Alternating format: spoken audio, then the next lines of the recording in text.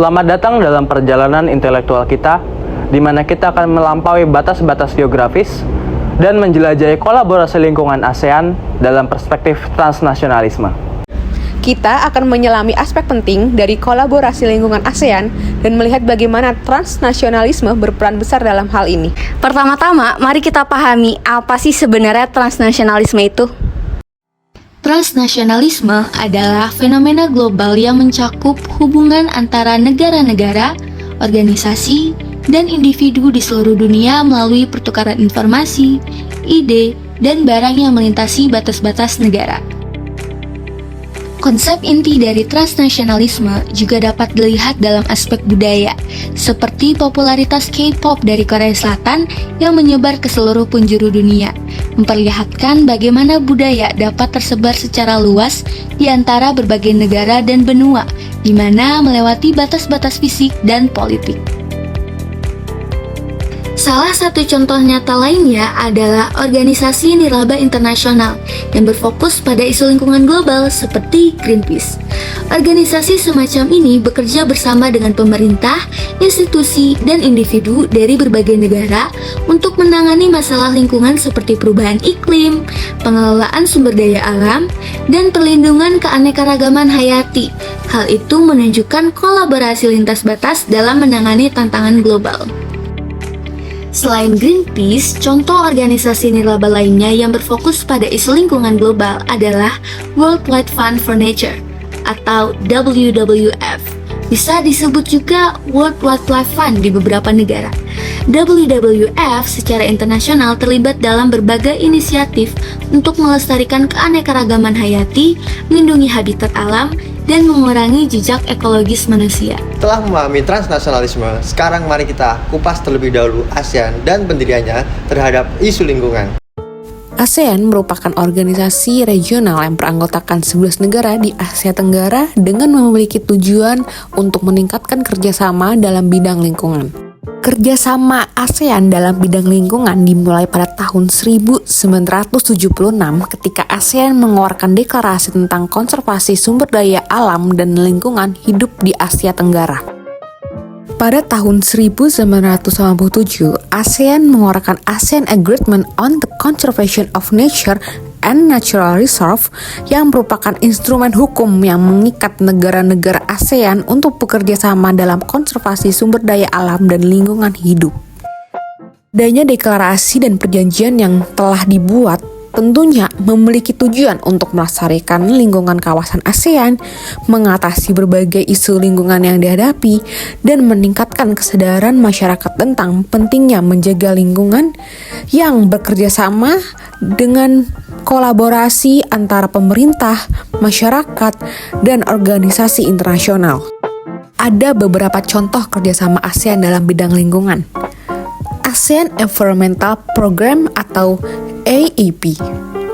Program ini bertujuan untuk meningkatkan kerjasama antar negara Asia Tenggara dalam konservasi sumber daya alam dan lingkungan hidup. ASEAN Regional Center for Biodiversity Conservation atau ARCBC merupakan pusat konservasi keanekaragaman hayati regional yang berada di Indonesia, memiliki peran dalam penelitian, pendidikan, dan konservasi keanekaragaman hayati di kawasan ASEAN. Transnasionalisme dan stand ASEAN dalam isu lingkungan sudah diberikan. Sekarang, mari kita analisis bagaimana transnasionalisme tercermin dalam kerjasama ASEAN menangani isu lingkungan.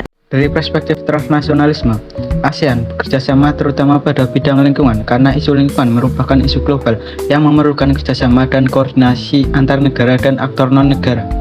Keterkaitan antar negara-negara di ASEAN juga menuntut kehadiran kerjasama di antara mereka demi menyelesaikan masalah bersama. Selain itu, non-state actors seperti civil society organization dan international environmental groups juga telah memainkan peran penting dalam membentuk agenda lingkungan ASEAN dan mempromosikan implementasi perjanjian dan kesepakatan lingkungan di kawasan. Transnational network dan kerjasama antar negara dan aktor non-negara juga diperlukan untuk mengawasi tantangan lingkungan yang bersifat transnasional seperti perubahan iklim, perdagangan satwa liar, dan polusi lintas batas. Oleh karena itu, kerjasama lingkungan hidup di ASEAN merupakan bagian dari upaya global untuk mengatasi isu lingkungan dan mempromosikan pembangunan berkelanjutan. Dalam isu transnasionalisme, ASEAN telah memiliki berbagai instrumen dan mekanisme untuk mengatasi isu-isu lingkungan seperti 1. ASEAN Agreement on Transboundary Haze Pollution atau AATHP, menyusul kebakaran lahan dan hutan yang parah pada tahun 1997 sampai 1998. Negara-negara anggota ASEAN atau AMS menandatangani perjanjian ASEAN tentang polusi asap lintas batas atau AATHP pada tanggal 10 Juni 2002 di Kuala Lumpur, Malaysia, untuk mencegah, memantau, dan memitigasi kebakaran lahan dan hutan, mengendalikan polusi asap lintas batas melalui upaya nasional, kerjasama regional, dan internasional. Di dalam perjanjian ini, negara-negara anggota ASEAN kerjasama dalam memenuhi kewajiban mereka untuk 1. Mengambil langkah-langkah untuk mencegah dan mengendalikan kebakaran hutan dan lahan yang menyebabkan kabut asap lintas batas. 2. Meningkatkan kerjasama dalam penanggulangan kabut asap lintas batas. 3. Meningkatkan kesadaran masyarakat akan bahaya kabut asap. Dalam pelaksanaannya, negara-negara ASEAN ini tidak berjalan sendiri. Adapun badan-badan di dalam ASEAN juga memiliki mekanisme pengawasan dan fungsional untuk memastikan pemenuhan perjanjian, diantaranya 1. Majelis Menteri Lingkungan ASEAN. 2. Komite Teknis ASEAN untuk pencemaran kabut asap. 3. Mekanisme peringatan dini dan tanggapan darurat kabut asap. Selain kedua belah pihak tadi, peran masyarakat dan swasta juga turut hadir dalam perjanjian ini tanpa memandang asal negara. Mereka bisa saja turut andil dalam membentuk opini dan arah kebijakan, serta memastikan pemenuhan perjanjian, yang pada akhirnya merekalah yang paling merasakan dan merekalah yang memiliki peran penting dalam mencegah kebakaran lahan.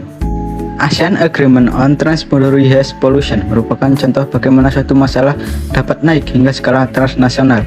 Dalam kasus ini, kasus kabut asap telah menyebar dan mengganggu aktivitas di banyak negara, mengganggu aktivitas internal maupun antar negara-negara ASEAN. Maka dari itu, muncul urgensi untuk mencari solusi bersama demi memecahkan masalah yang mengganggu aktivitas dalam jaring-jaring aktivitas yang saling berkaitan di negara ASEAN. ASEAN Convention on the Conservation of Nature and Natural Resources. Perjanjian regional ini bertujuan untuk melestarikan keanekaragaman hayati dan sumber daya alam di Asia Tenggara.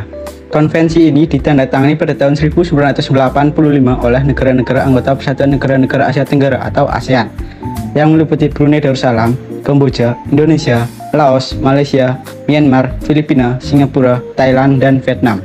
Dari sudut pandang transnasionalisme dalam hubungan internasional, ISCONNR dapat dianalisis sebagai contoh bagaimana kerjasama regional dan jaringan transnasional dapat mempengaruhi kebijakan lingkungan dan upaya konservasi. Transnasionalisme mengacu pada gagasan bahwa para pelaku dan isu-isu melewati batas nasional dan dibentuk oleh interaksi dan jaringan yang beroperasi melintasi batas. Salah satu cara di mana transnasionalisme telah mempengaruhi ISCONNR adalah melalui keterlibatan pelaku non-negara, seperti organisasi masyarakat sipil dan kelompok lingkungan internasional. Para pelaku ini telah memainkan peran penting dalam membentuk agenda konvensi dan mempromosikan implementasinya.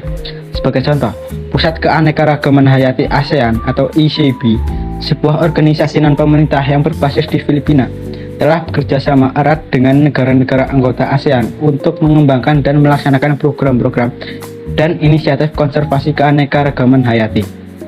Cara lain di mana transnasionalisme telah mempengaruhi ISCONNR adalah melalui pertukaran pengetahuan dan praktek terbaik di antara negara-negara anggota. Konvensi ini memberikan kerangka kerja untuk kerjasama regional dan pertukaran informasi tentang masalah yang berkaitan dengan keanekaragaman hayati dan pengelolaan sumber daya alam. Hal ini telah memfasilitasi pengembangan kebijakan dan strategi bersama untuk konservasi dan penggunaan sumber daya alam secara berkelanjutan di wilayah tersebut. Namun, ISCONNR juga menghadapi tantangan dari isu-isu transnasional seperti perubahan iklim, perdagangan satwa liar ilegal, dan polusi lintas batas. Isu-isu ini memerlukan respon yang terkoordinasi dari negara-negara anggota ASEAN dan pelaku lain di wilayah tersebut. Sifat transnasional dari tantangan ini menekankan perlunya kerjasama dan kolaborasi yang lebih besar di antara negara dan pelaku non-negara untuk mengatasi masalah lingkungan di Asia Tenggara.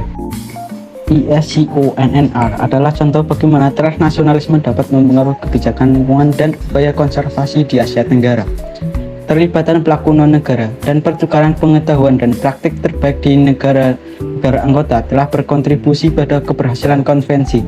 Namun, tantangan yang ditimbulkan oleh isu-isu transnasional memerlukan respon yang terkoordinasi dari semua pelaku yang terlibat dalam tata kelola lingkungan wilayah tersebut.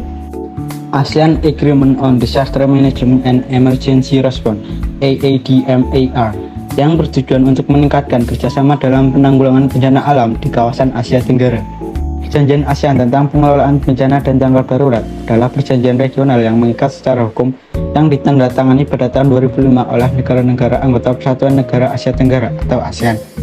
Perjanjian ini bertujuan untuk menyediakan mekanisme yang efektif untuk mencapai pengurangan substansial kerugian akibat bencana dalam hal kehidupan sosial, ekonomi, dan lingkungan para pihak, serta untuk bersama-sama menanggapi keadaan darurat bencana melalui upaya nasional yang dilakukan bersama atas kerjasama regional dan internasional.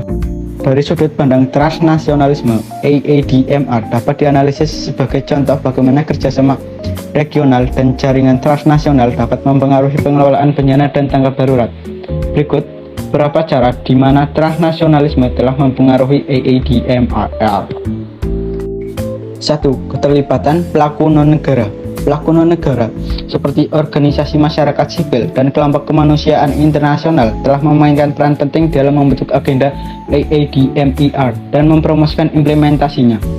Para pelaku ini telah mendukung inklusi ketentuan-ketentuan khusus dalam perjanjian, seperti pendirian mekanisme regional untuk mengatasi pengelolaan bencana dan tanggap darurat. 2. Berbagi pengetahuan dan praktik terbaik. Pelaku non-negara telah memfasilitasi berbagai pengetahuan dan praktik terbaik di negara-negara anggota. Hal ini telah membantu mengembangkan kebijakan dan strategi bersama untuk pengelolaan bencana dan tanggap darurat di wilayah tersebut.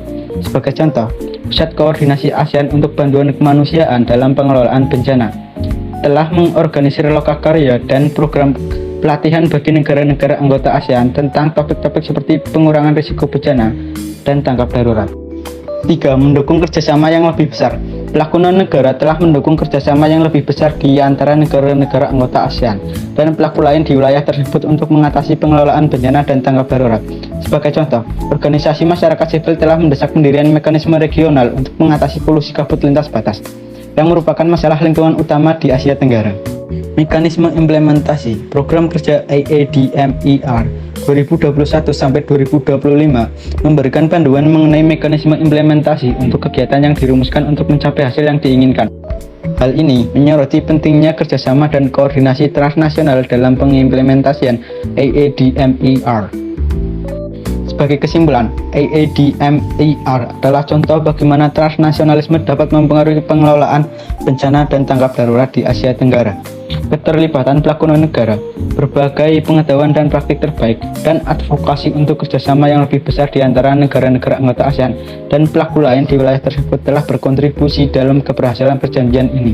Sifat transnasional dari pengelolaan bencana dan tanggap darurat menyoroti perlunya kerjasama dan kolaborasi yang lebih besar di antara negara dan pelaku non-negara untuk mengatasi masalah lingkungan di Asia Tenggara. Dari semua penjelasan tadi, kita dapat menarik kesimpulan bahwa transnasionalisme mencerminkan hubungan global yang melibatkan banyak negara, organisasi, dan individu yang melintasi batas-batas.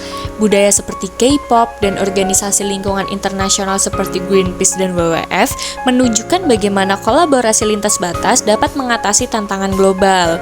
Dan di tingkat regional, ASEAN telah menekankan kerjasama lingkungan sejak tahun 1976 dengan inisiatif seperti ASEAN Environmental Program, ASEAN Regional Center for Biodiversity Conservation, and ASEAN Agreement on Transboundary Haze Pollution. Upaya ini telah signifikan dalam menjaga lingkungan dan mengatasi isu-isu seperti perubahan iklim dan degradasi hutan, serta menegaskan pentingnya kerjasama internasional untuk pelestarian bumi kita. Sekian dari kami. Semoga informasi yang diberikan dapat membantu Kamu untuk melihat Dunia dengan cara yang baru. Terima kasih.